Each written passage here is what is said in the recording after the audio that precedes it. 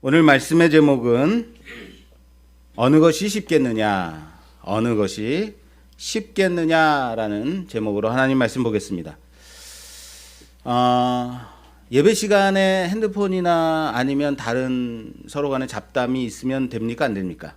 안 됩니다. 지난주는 매우 심했어요. 그죠? 여러분들이 생각할 때도 심했죠. 예. 제가 이제 아쉬운 게 뭐냐면요. 여러분들 예배 중에 웬만한 소리는 제가 잘 참고 넘어갈 수 있는데, 설교에 집중해서 제가 전달해야 되는데 그 소리들이 방해가 돼서 제가 전달을 못할 때가 있어요. 그러면 제가 속상한 것은 무엇이냐면, 왜 예배 시간에 그런 소리를 내는 거야? 이게 아니라 제가 정말로 열심으로 하나님께서 내게 주신 감동으로 여러분들께 전달하고 싶었던 그 메시지들을 제대로 전달하지 못함이 너무 마음이 아픈 거거든요. 그러니까 하나님께서 성령의 감동으로 조재영 목사에게 정말 사랑하는 내 백성들에게 이 꼴을 먹이라라고 주시는 그런 감동들이 있어요.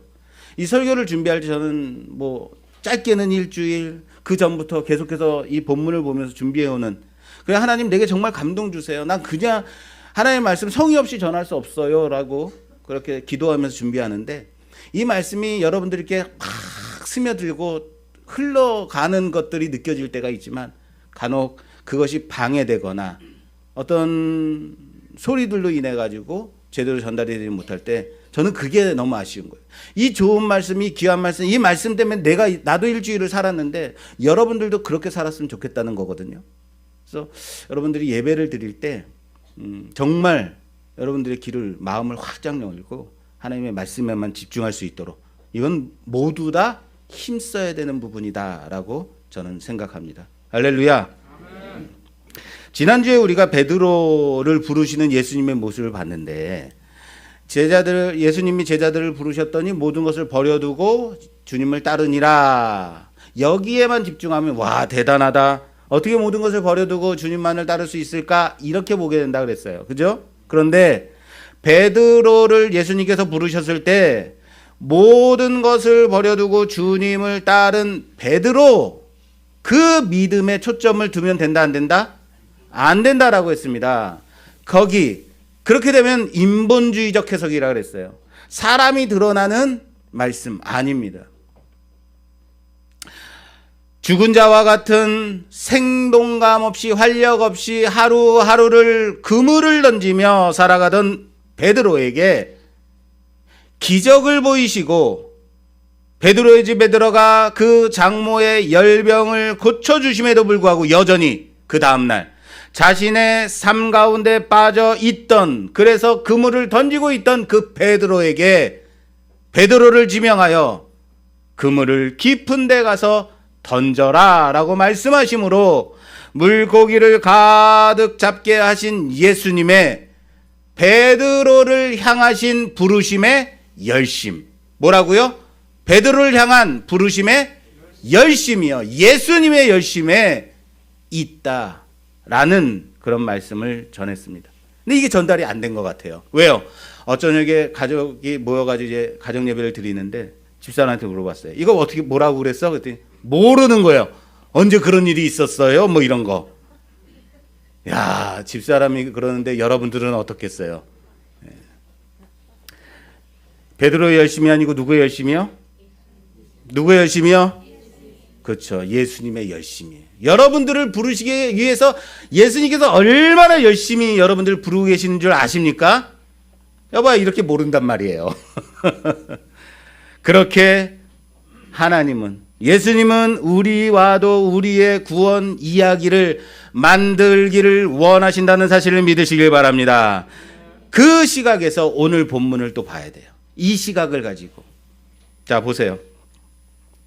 주님은 죄를 사하는 것과 병을 고치는 것 중에 어느 것이 쉽겠느냐라고 말씀하십니다. 그런데 여기 이 본문을 우리들이 볼 때 우리는 항상 쉽고 어려움의 문제를 어디로 가져가냐면 중풍병자 친구를 데려온 그 친구들의 믿음, 그 친구들에게서 찾는단 말이에요. 무슨 말인지 아시겠어요?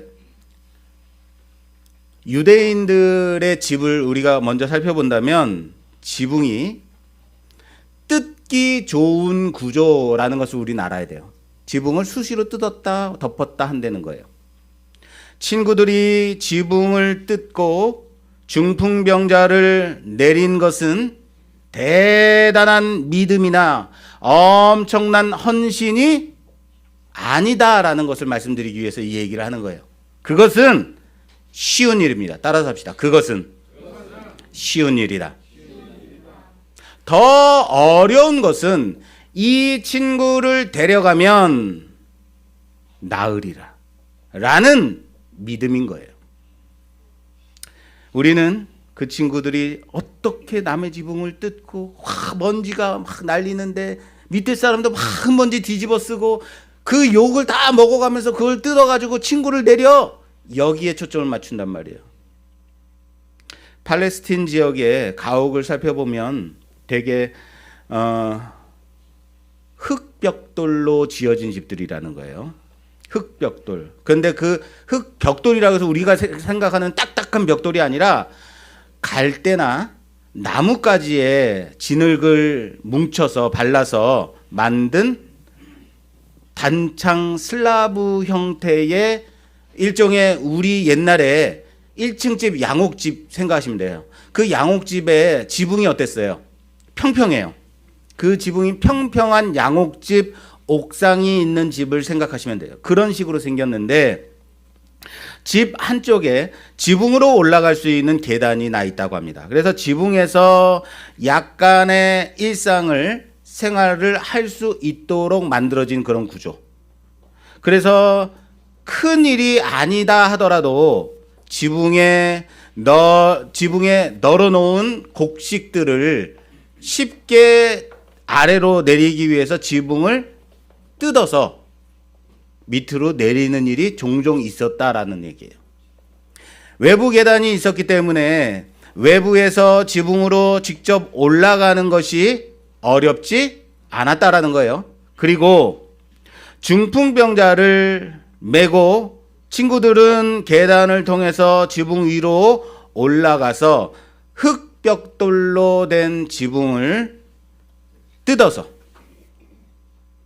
구멍을 내어서 환자를 내리는 것.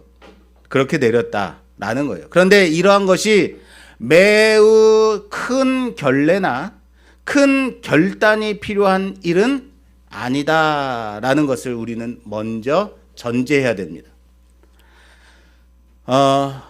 뜯어내기도 그것을 다시 덮는 일도 어려운 일이 아니라는 겁니다.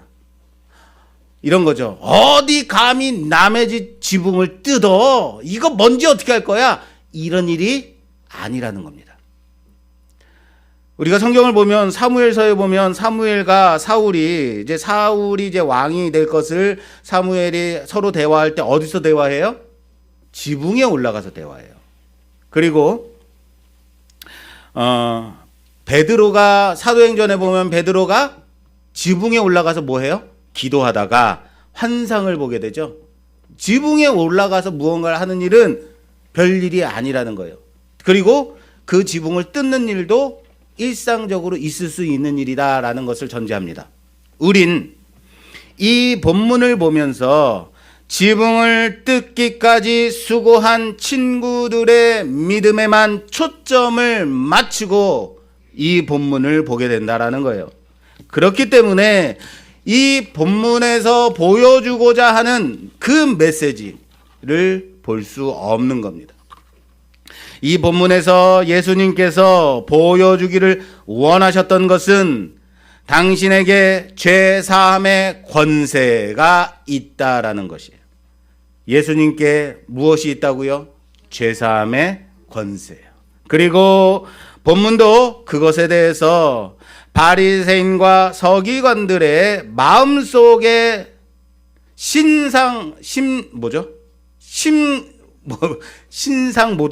예, 그 생각. 신상모독 맞죠? 왜 갑자기 어색하죠? 예, 한 적이 없어서. 예. 그 바리새인들과 서기관들이 생각하고 있는 이것을 굳이 예수님께서 생각하고 있는 거지. 이것은 신성모독이야. 이것은 신성모독이야. 신성모독이잖아요. 신상이 아니라. 예, 신성모독이야. 신성모독이야. 라고 생각한 거지 말을 한 게 아닌데도 불구하고 예수님께서 네 마음속에 너희들이 이렇게 생각하는 것 다 안다라고 하시면서 뭘 하고 있어요? 시비를 걸고 있는 거예요. 누가 굳이 어찌 이럴 수 있단 말인가 라고 하지 않았음에도 불구하고, 바리새인과 서기관들이 그런 말을 하지 않았음에도 불구하고 예수님이 일부러 이것을 끌어내고 계신 거예요. 자, 오늘 본문 다시 볼게요. 본문이 좀 읽어야 될 부분이 기니까 우리 엄미숙 집사님하고 우리 사모하고 좀 교독해서 좀 읽어주셨으면 좋겠어요.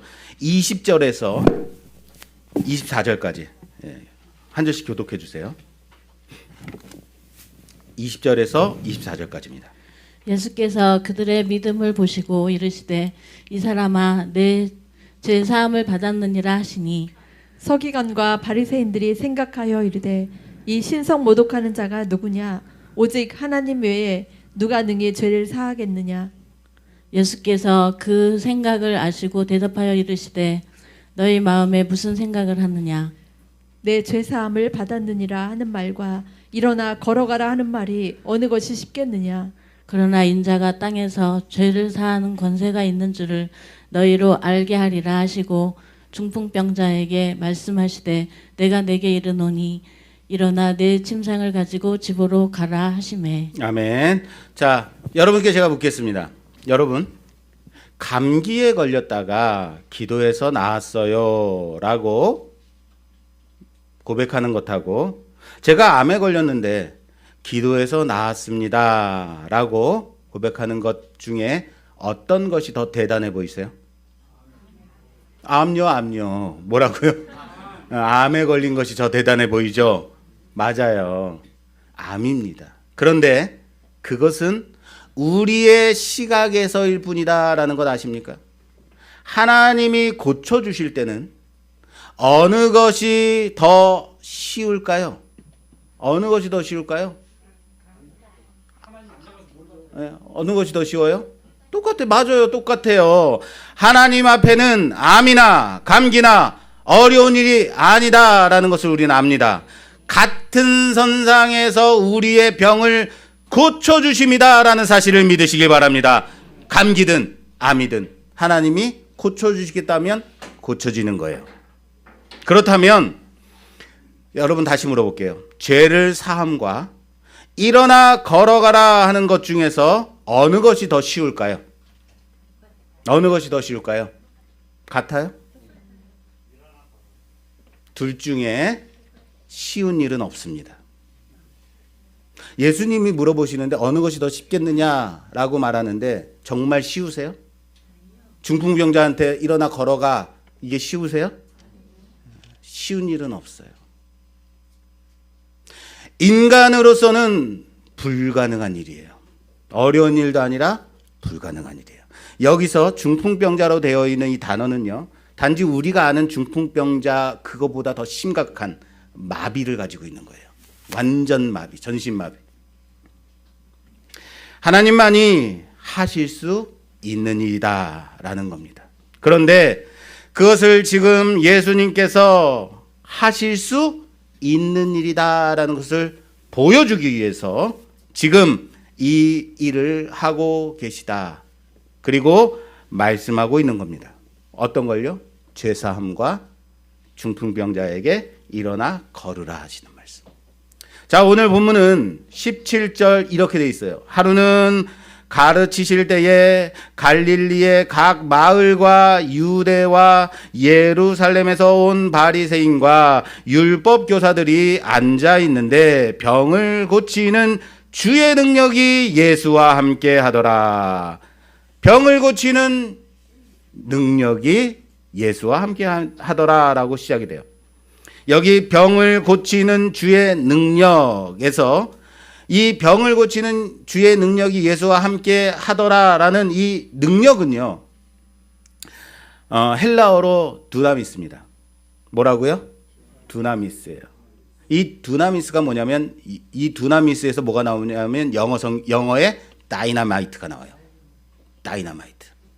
단지 여러분 병을 고치는 능력 어빌리티가 아니라고요. 그런 능력 정도가 아니라 이거는 폭발력 있는 다이너마이트와 같은 능력. 이것을 우리는 뭐라고 하냐면 권능, 권세라고 말합니다. 그리고 예수님께서도 24절에 그러나 인자가 땅에서 죄를 사하는 권세가 있는 줄을 너희로 알게 하리라 라고 말씀하고 있다라는 거예요. 땅에서 죄를 사하는 뭐요? 권세라고요. 마찬가지로 권능, 권세입니다.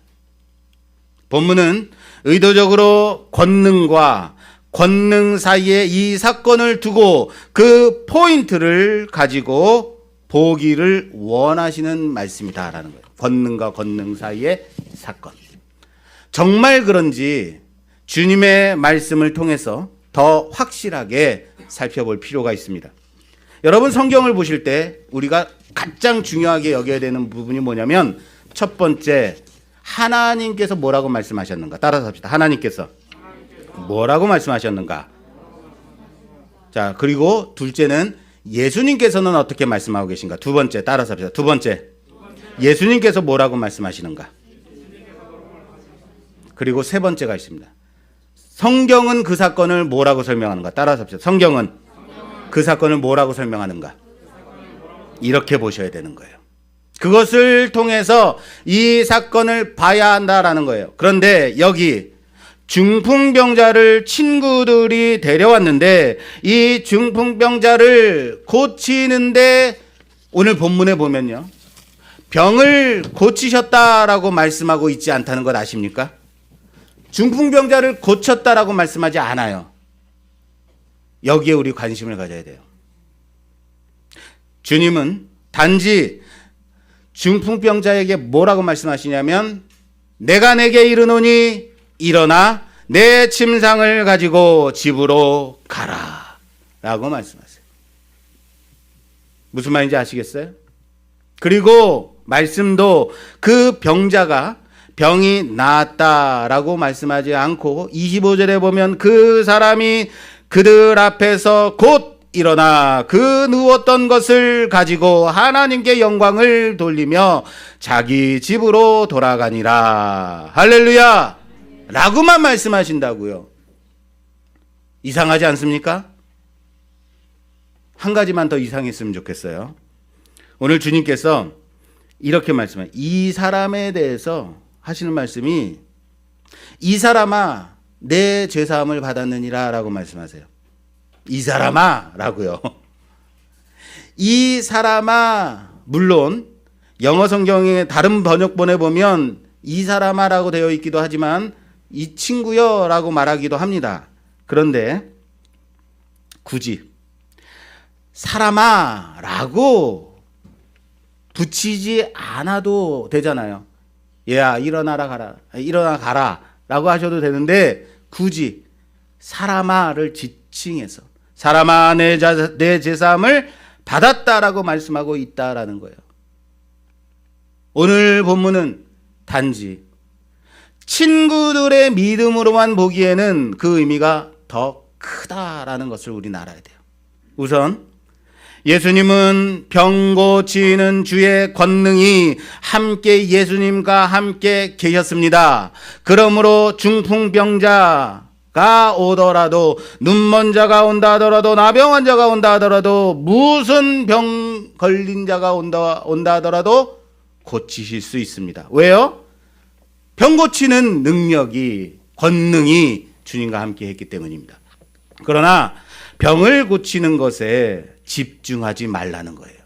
지금 병 고치는 것에 지금 집중하지 말고 죄를 사하는 권세가 주님께 있음을 봐라 라고 말씀하시는 겁니다. 그 죄 사함의 권세는 하늘에서 사해 주시는 권세였습니다. 다시 말할까요? 하늘의 권세입니다. 하나님의 권능입니다. 지금까지는 사람이 죄를 사함받기 위해서는 제물을 가지고 제사장에게 나와서 제물을 드려 죄 사함을 받는 제사를 드림으로써 죄를 사함을 받는 것이었습니다. 그것이 율법입니다. 하늘에서 하나님은 이 제물을 받으시고 제사를 드린 그 사람의 죄를 사해 주시게 됩니다. 그러나 예수님께서는 이젠 이 땅에서도 제사함의 권세가 예수님께 있음을 보여주기를 위해서 이 일을 행하고 계시다라는 사실을 믿으시길 바랍니다. 굳이 중풍병자의 병을 고치시는데 내 병이 나았다라고 말씀하시지 않고 일어나 내 침상을 들고 가라라고 말씀하심도 이것을 뒷받침해 주시는 거예요. 제사함의 결과요. 제사함의 결과로 그가 일어나 갔다라는 겁니다. 보세요. 왜 우리가 병에 걸리게 될까요? 왜 세상에 이렇게 병들이 많을까요? 왜 우리가 병에 걸리죠? 감기에 걸리는 거 왜 감기에 걸려요? 물론 따뜻하게 안 자니까 추운데 막 돌아다녀서 감기에 걸리죠. 그죠?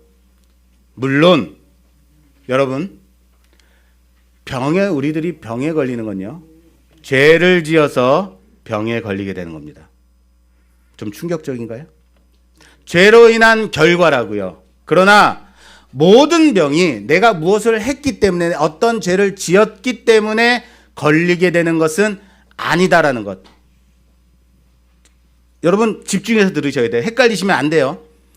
기도원이나 병 고치는 그런 은사 집회에 가서 보면 이 병은 네가 무슨 죄를 지었기 때문에 그래서 걸린 것이다. 그래서 이 병을 낫기 위해서는 그 죄를 회개해야 된다라든지 모든 병이 죄를 지음으로 걸리게 되는 것이기 때문에 그것이 사탄의 역사다. 그래서 사탄의 역사로 몰아가는 일들이 종종 있다고요. 크게는 죄를 지었으므로 병에 걸리게 되는 것은 맞습니다. 그러나 잘 들으세요. 내가 이 죄를 지어서 그 병에 걸리고 저 죄를 지어서 저 병에 걸리고 그런 것은 아닙니다. 오해하지 마세요. 이것 잘 이해하셔야 돼요. 여러분, 질병과 고통은 인간의 죄와 타락으로 이 땅에 들어오게 된 겁니다. 그러니까 병이 왜 걸렸다고요? 인간이 타락해서 죄를 지었기 때문에 이 땅에 들어온 죄의 결과다. 창조 시에는 어떠한 고통도 질병도 없었습니다. 그러나 인간의 타락은 세상에 돌연변이와 세상의 타락을 가져오게 했습니다. 그로 인한 결과는 고통과 질병, 눈물과 슬픔입니다. 그리고 이 고통과 질병의 묶임, 이것이 죄의 결과입니다. 다시요. 고통과 질병의 묶임이다라는 거예요. 물론 죄가 병의 직접적인 원인이 될 때도 있습니다. 탐심으로 먹는 것, 그 이상으로 내가 소화할 수 있는 그 이상으로 먹어서 탈나는 것. 내가 많이 먹었기 때문에 병이 걸린 거죠. 그죠? 또한 정력에 좋다고 야생 사슴을 잡아다가 피를 그 자리에서 막 피를 먹어. 그러다가 야생 짐승의 그 피 속에 있던 해충에 의해서 병에 걸려. 이것은 뭐예요? 내가 그 일을 했기 때문에 걸리는 병들이죠. 하나님이 그 사람의 죄를 심판하시기 위해서 내리시는 병도 분명히 있습니다. 제가 중학교 때 집에서 강아지를 키웠었는데요.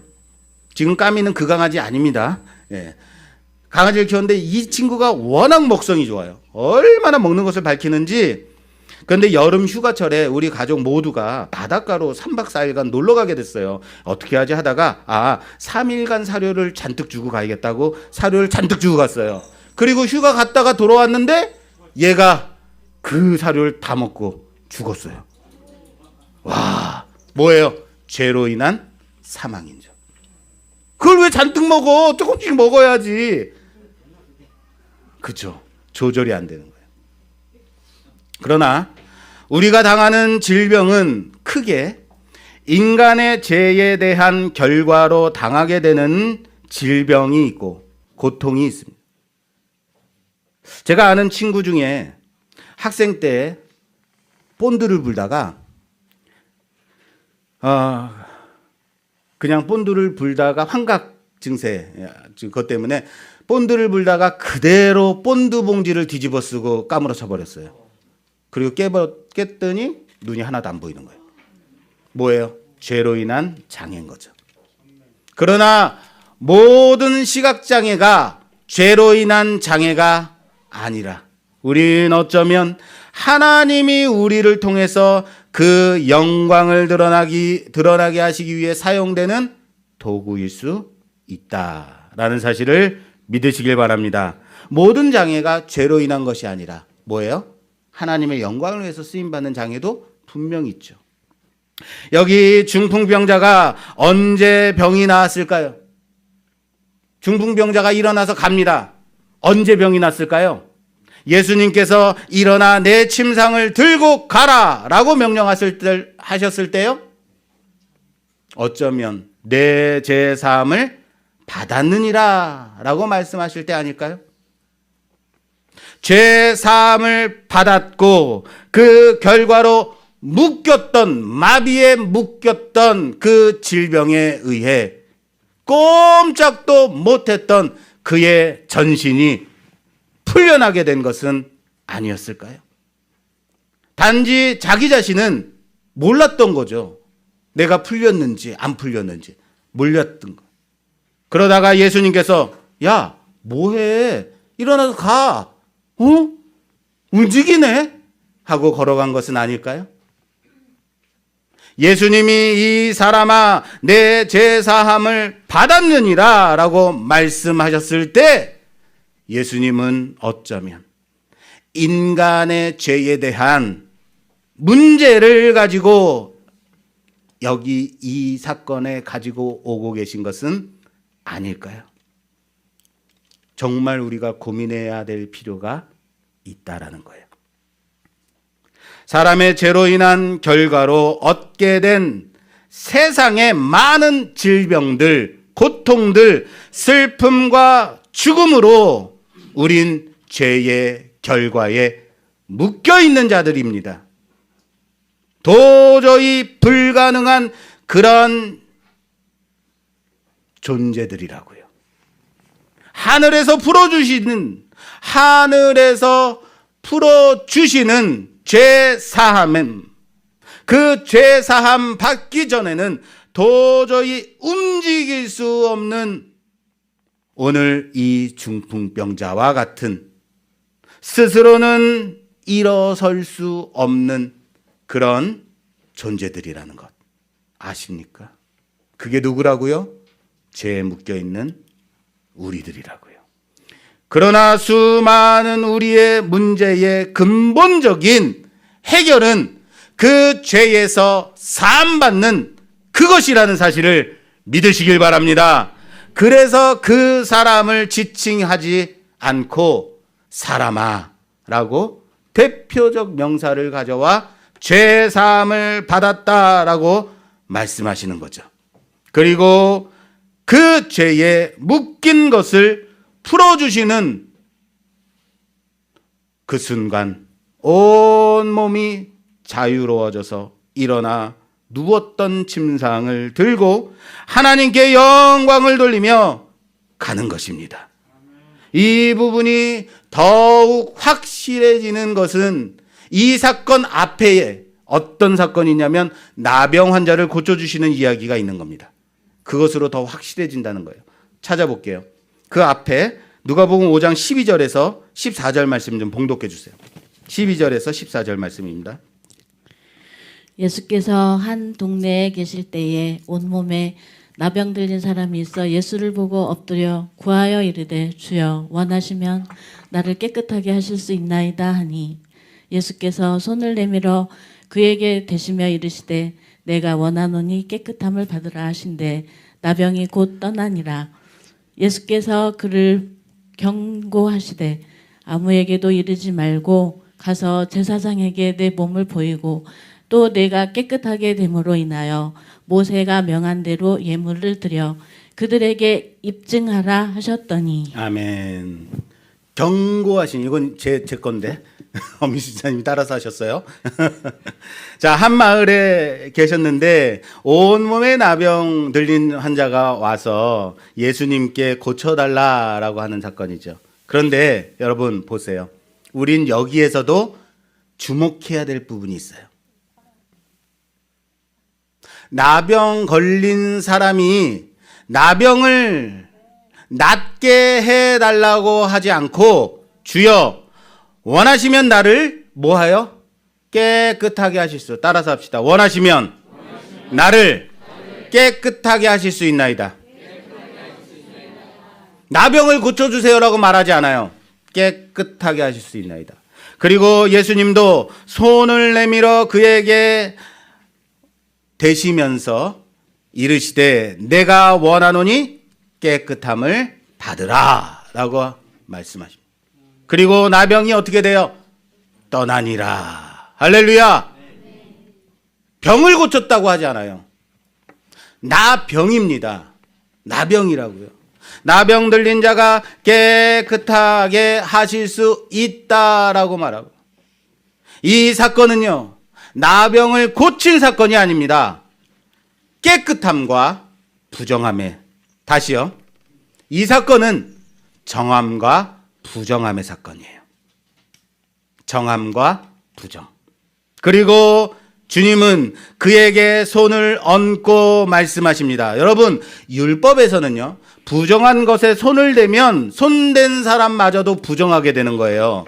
그런데 지금 정하게 하는 사건 가운데 예수님께서 부정한 자에게 손을 대시며 정함을 입으라, 깨끗함을 받으라 라고 말씀하세요. 예수로 인해서 그가 정함을 받게 되는 놀라운 순간인 겁니다. 그리고 나병이 떠납니다. 무슨 말인지 보이세요? 그리고 예수님은 그 사람에게, 제사장에게 가서 내 몸을 보이고 모세의 율법에 명한 대로 예물을 드려 정함을 입으라, 정함을 입증하라 라고 말해요. 정함을, 깨끗함을 입증받으라.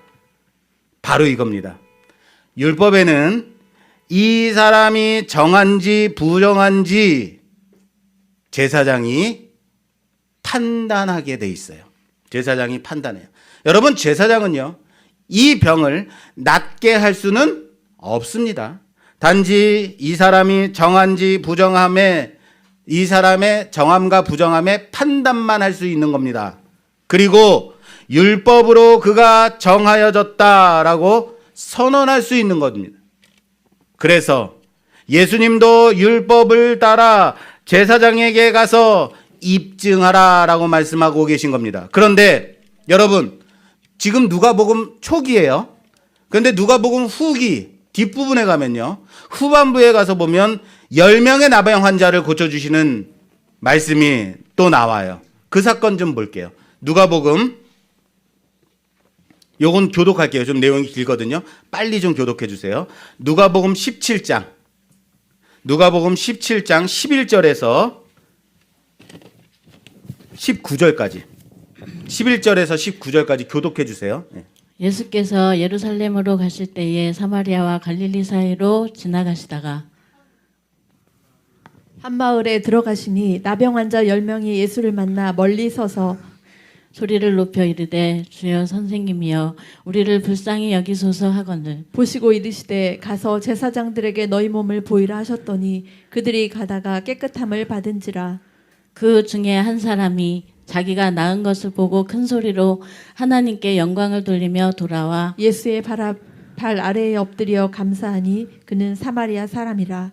예수께서 대답하여 이르시되 10사람이 다 깨끗함을 받지 아니하였느냐? 그 9은 어디 갔느냐? 이 이방인 외에는 하나님께 영광을 돌리러 돌아온 자가 없느냐 하시고 그에게 이르시되 일어나 가라 내 믿음이 너를 구원하였느니라 하시더라. 아멘. 자, 여기에도 나병 환자를 고쳐주시는 사건이 나옵니다. 같은 누가복음이에요. 누가복음 5장과 누가복음 17장입니다. 자, 누가복음 5장과 17장의 차이점이 뭘까요? 우선 나병 환자가 한 명이었다가 이제 10명이 됐어요. 예, 이런 거 재밌어요. 자, 보세요. 그리고 예수님께서는 마찬가지로 제사장에게 내 몸을 보이라 라고 말씀하시죠. 그게 율법이니까요. 그러나 제사장에게 가던 중에 깨끗함을 입게 된 그 중에 한 사람만이 돌아와서 예수님께 엎드려 감사합니다. 자, 여기 주님의 말씀에 집중하세요. 그 의도가 뭔지 보이는 거예요. 17절에 뭐라고 되어 있냐면 예수께서 대답하여 이르시되 10사람이 다 깨끗함을 받지 아니하였느냐? 그 9은 어디 있느냐? 라고 말씀하세요. 무슨 말이에요? 왜 너만 왔어? 너만 나왔니? 나머지 9은 고침을 받지 못했느냐? 라는 말씀이시죠. 그죠? 고침받은, 다시 말할게요. 깨끗함을 입은 10명이 다 돌아와야 된다는 말씀이에요.